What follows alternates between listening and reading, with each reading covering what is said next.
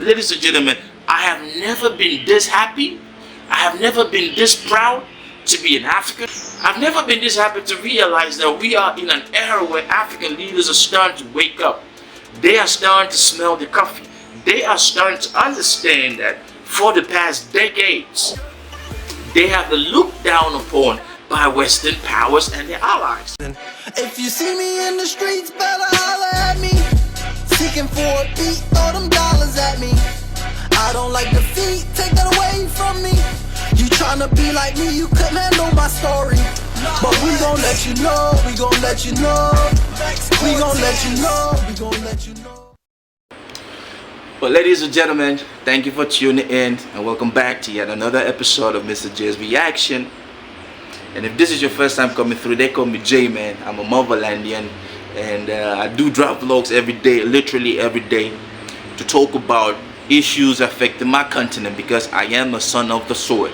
Shout out to everybody who's been watching Mr. J, the audience from America, Canada, Nigeria, South Africa, Kenya, man, Liberia, Cameroon, Ghana, man, Mozambique, man, Dubai, man, Germany. I don't know if I've called Germany yet, but shout out to you. I am because you are. So in the spirit of Ubuntu, I love you. My ladies and gentlemen, we are going to talk about something which was pretty interesting and very powerful to see that some African leaders have been, at least they don't want to play ball. Now, a couple of months ago, there was a coup in the Republic of Niger, a beautiful little country blessed with a whole lot of natural resources and was controlled by a French-backed puppet. So this coup took out the French puppet by the name Mohamed Bazoum, and it's been a talk of war, you know. Leave, I don't want to leave. It's been terrible. It's been crazy that these African leaders have been fighting to ensure that some of these European imperialists get out of their territory. Now fast forward, ladies and gentlemen, in the recently ended United Nations General Assembly 78th, the Republic of Niger sent a delegation and they were not allowed to speak. Now ladies and gentlemen, when you invite somebody to speak and defend its case and to talk about why there is a coup, why you ousted your puppet from their country, it's normal that you allow them to speak and you hear them out. And all of us know that the United Nations is not a fair organization. They always choose sides. You can see what is happening with the Palestinian and Israeli situation right now. They've already chosen sides because they know exactly what they're doing. And it's not me who's saying it. A whole lot of leaders around the world have said that the United Nations is an unfair organization. A clique of nations pair up to impose what they want on other nations. Now they rejected and they refused that the Republic of Niger would not speak to defend its case. And to do this, ladies and gentlemen, you have to agree that in order to have a nation rejected from speaking in the United Nations General Assembly, there must be an agreement with the Secretary General. Yes, this Secretary General. As a Secretary General of the United Nations, you are supposed to be unbiased. You are not supposed to take sides. You are supposed to defend the right of the forgotten people, nation, to defend their case and present their case to the United Nations. Who knows?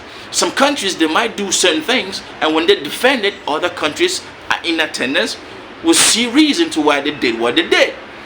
But the Secretary General of the United Nations, Mr. Antonio Guterres, bonded in a clique with France, because we all know that France pushed these buttons to ensure that the representative from the Republic of Niger do not speak. But to her greatest dismay, man, other African nations spoke on behalf of Niger, which is good. Now, ladies and gentlemen, during that period of the UNGA 78th unfolding, the military leader of the Republic of Niger, he felt bad because a whole lot of African nations that also had a coup, that representatives were allowed to speak. We can talk about Gabon, we can talk about Guinea, we can talk about a whole lot of them who were allowed to speak. But why was the Republic of Niger not allowed to speak? Of course, we do know that she did seize the food on the plate of France, stealing uranium from that beautiful country. Now, fast forward a couple of days after analyzing and seeing exactly what was at stake, the military leader of the Republic of Niger came out blasting the Secretary General of the United Nations, saying that they all formed a clique to unanimously deny the Republic of Niger to speak and defend their reasons for orchestrating a coup. Now, ladies and gentlemen, this man is a very diplomatic and a very smart guy. I'm talking about the military leader for the Republic of Niger, because if I was the one, immediately the same day I realized that we were denied the opportunity to plead our case, I would immediately carry out the steps that this man took a couple of days later. So fast forward, man, this man, after realizing that the United Nations didn't really want to hear what they have to say, the United Nations was already taking sides with France, and they all agreed that France was on the right, blackballing the Republic of Niger's military junta. So the military junta came back in the same and a very smart move, and he said, well, you didn't allow us to speak at the United Nations. You didn't want to hear our reasons for why we are doing what we are doing. You didn't want to see with us. You didn't want to give us any moment to even benefit of a doubt. So why am I supposed to allow your representative in my country? So what did they do? They came out and they gave the representative of the United Nations, I think she's a Canadian, they gave her 72 hours to leave the Republic of Niger. Ladies and gentlemen, I have never been this happy. I have never been this proud to be an African. I have never been this, how can I say that? I'm short of words. I've never been this happy to realize that we are in an era where African leaders are starting to wake up. They are starting to smell the coffee. They are starting to understand that for the past decades, they have been looked down upon by Western powers and their allies. So this man has given that lady 72 hours to leave the Republic of Niger. Now let me just say this. I do know that they will try to resist.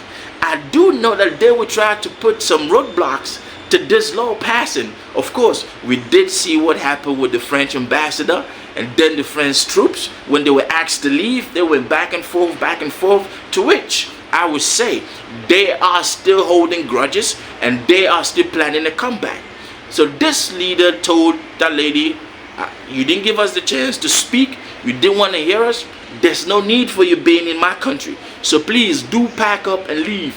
And I do hope and I do pray that the citizens of the Republic of Niger, they are going to protest in front of her office, wherever it is, her residence.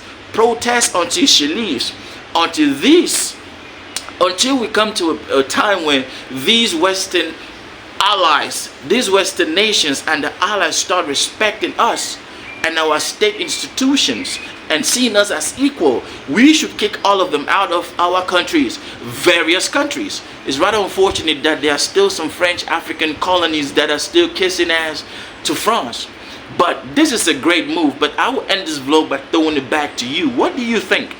Do you see reasoning why this leader asked this UN representative in the Republic of Niger to leave? Do you agree or do you disagree? Leave a comment, and I hope you did hit that like button, smash that like, hey, share. I love you. You can be part of the family, and you will definitely like what we do on this platform. From me to you, keep watching and keep sharing. We are here. Long live the military leader of the Republic of Niger, and long live all the cool leaders who actually stood to their feet and kicked out this imperialist who has been sucking the resources out of Africa. I'm out here. Peace. Creation, reaction, God. Big up TRB family. Misterjaay, I see you. I know some artists don't do this. God bless you and your families.